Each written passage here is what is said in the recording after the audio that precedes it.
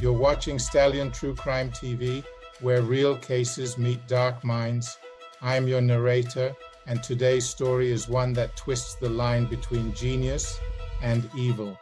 Before Mindhunter, before the FBI's profiler playbook, there was Ed Kemper, and his story is more disturbing than fiction.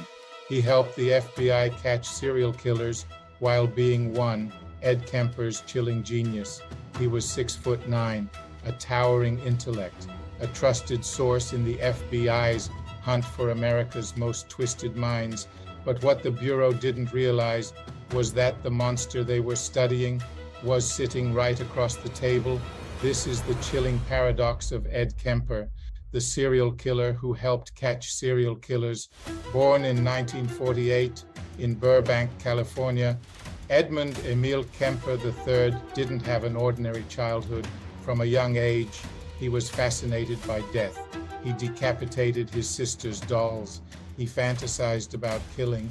At just 15, he murdered his grandparents. When asked why, he coldly replied, "I just wanted to see what it felt like."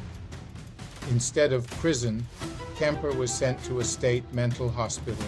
Doctors were impressed by his intelligence. He had an IQ of 145, genius level.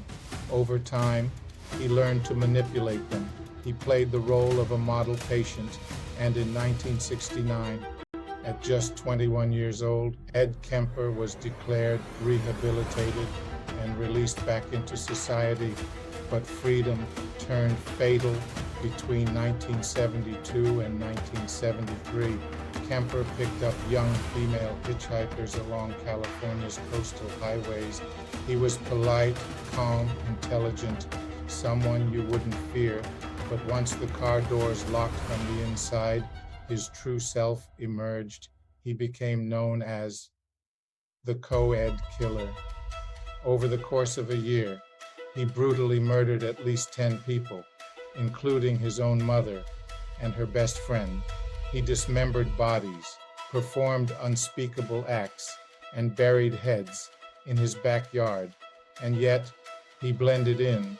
He visited bars with local cops, talked about the investigation, as if he wasn't the very man they were searching for. When the rage finally settled, Ed Kemper didn't run. He called the police from a payphone and calmly confessed. When they asked why, he said, "I just wanted to stop." But the story doesn't end there. After his arrest, Ed Kemper did something no one expected. He offered to help the FBI. He used his knowledge, his twisted insight, to explain how killers think. His interviews with agents, including John Douglas, helped shape the FBI's behavioral science unit. His words would later inspire fictional monsters like Hannibal Lecter and the character of Ed Kemper in Mindhunter, because he wasn't just a killer, he was the blueprint. Today, Ed Kemper is still alive, serving 8 life sentences at the California Medical Facility. He records audiobooks for the blind and speaks rarely, yet his legacy lives on, not just in the horror of his crimes, but in the disturbing fact that this killer helped law enforcement catch others. Just like him, he could disarm you with charm, with intellect, and then kill you without hesitation. So ask yourself, what happens when the mind that solves evil is evil itself?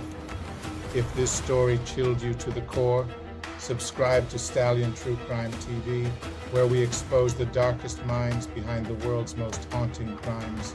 And remember, evil doesn't always look like a monster.